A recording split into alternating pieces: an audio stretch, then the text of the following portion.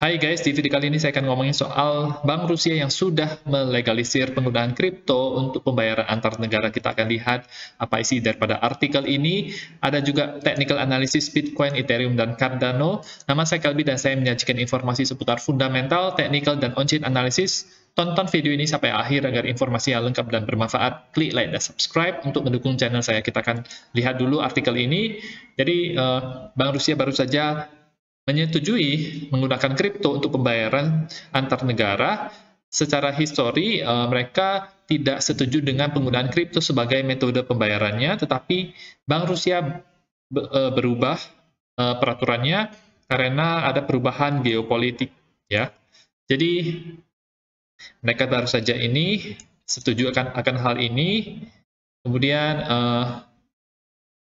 segera mereka akan melaksanakannya, kata Minister Finance-nya, yaitu Menteri Keuangannya, deputinya. Kemudian,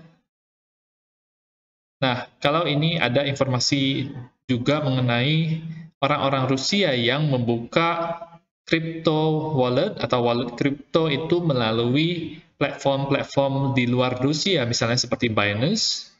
Ini sangat penting untuk melakukannya di Rusia dan bisa disupervise atau diawasi oleh bank sentral dan harus mengikuti aturan anti-money laundering dan juga harus ada KYC-nya ketika orang-orang Rusia tersebut membuka crypto wallet di Rusianya. Jadi mereka akan berusaha untuk membuat wallet yang bisa digunakan oleh orang-orang di Rusia untuk melakukan pembayaran antar negara tersebut, ya.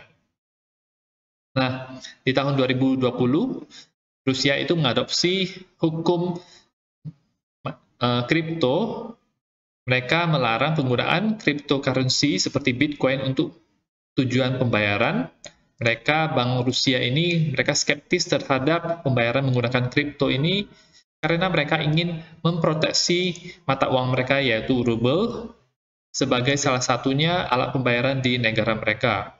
Nah, ide mengenai pembayaran kripto ini itu muncul di akhir tahun 2021 ketika Presiden Rusia Vladimir Putin mengatakan bahwa masih sangat prematur, masih sangat awal untuk menggunakan kripto sebagai alat pembayaran sumber daya energi seperti minyak dan gas. Tetapi setelah Rusia menginvasi Ukraina, Menteri Industri dan Perdagangannya itu mengemukakan bahwa Rusia kemungkinan akan melegalisir pembayaran kripto cepat atau lambat.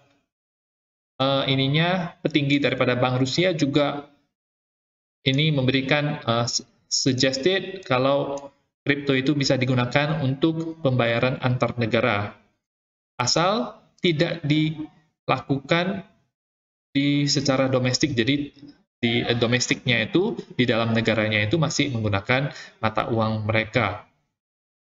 Nah, mereka akan melakukannya, dan menurut saya ini bullish buat Bitcoin dan cryptocurrency lainnya. Kripto semakin diadopsi, dan kalau misalnya kripto itu jelek, atau Bitcoin itu jelek, buruk, seperti ada kata beberapa orang, itu salah. Kenapa Rusia ingin menggunakannya, kenapa tidak pakai yang cara lama saja? Tentu saja karena kripto dan Bitcoin itu adalah teknologi yang terbaru, lebih praktis, lebih aman, dan yang pastinya adopsi akan segera terjadi. Ya, semua akan kripto pada waktunya, seperti yang suka dikatakan oleh salah satu influencer juga. Nah, kita akan lihat untuk technical analysis Bitcoin masih berada di pola triangle ini, tidak berhasil terjadi breakout ke bawah atau ke atas, masih sama, hanya kelihatan lebih jelas lagi bahwa ini adalah pola triangle. Jadi kita masih menunggu untuk dia breakout ke bawah atau ke atas. Jadi belum ada kepastian. Kalau breakout ke bawah, dia targetnya bisa sampai ke daerah 19.000 ini, 18.900 sebagai low sebelumnya di sini. Dan kalau ke atas, dia akan bisa ke daerah 21.700-an, yaitu di daerah batas atas di sini. Jadi itu adalah target-targetnya, tidak terlalu banyak berubah. Oke. Untuk Ethereum bagaimana? Untuk Ethereum itu lebih kuat dibandingkan dengan Bitcoin karena menjelang Ethereum Merge di tanggal 13-15 September nanti. Sekarang Ethereum berusaha untuk menembus batas atas ini 1700. Kalau bisa tembus ke atas maka berpeluang untuk meretest daerah 2000 lagi. Tetapi yang mengesankan adalah chart Ethereum Bitcoin ini, di mana selama seminggu terakhir ini Ethereum itu lebih kuat dibandingkan dengan Bitcoin. Dia bisa mendapatkan posisi yang lebih tinggi dibandingkan dengan kenaikan sebelumnya yang ada pada tanggal 13-14 Agustus. Sekarang lebih tinggi daripada itu, membentuk higher high, dan sekarang mau mencoba untuk ke daerah tinggi sebelumnya di sini, itu di tahun lalu, akhir tahun lalu, di 0,088. Oke.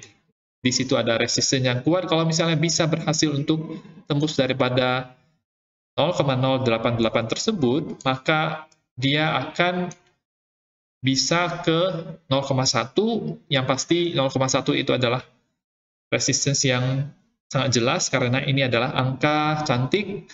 Secara psikologis, orang-orang akan menjual Ethereum-nya terhadap Bitcoin, atau mereka menjual Ethereum-nya menjadi dolar kalau misalnya bagi mereka menguntungkan. Next, itu adalah di sini, di all-time high sebelumnya, 0,12, dan ada di sini juga di all-time high sepanjang waktu 0,156. Oke, itu untuk Ethereum sangat kuat karena menjelang ada event yang penting buat mereka. Cardano juga mulai memperlihatkan kekuatannya semenjak seminggu terakhir. Low-nya itu ada di 0,425, sekarang itu berada di 0,5 dolar. Dia bounce daripada daerah demand zone ini, target dia bisa ke 0,55 daerah supply zone ini, dan ini adalah target yang lebih kemungkinan menurut saya bisa ke sini ya, 0,6-an. Kalau kita lihat untuk Cardano Bitcoin juga lebih tinggi dibandingkan dengan sebelumnya, jadi kuat menurut saya. Dia sudah breakout daripada daerah ini, jadi menurut saya dia akan naik lagi untuk Cardano Bitcoin.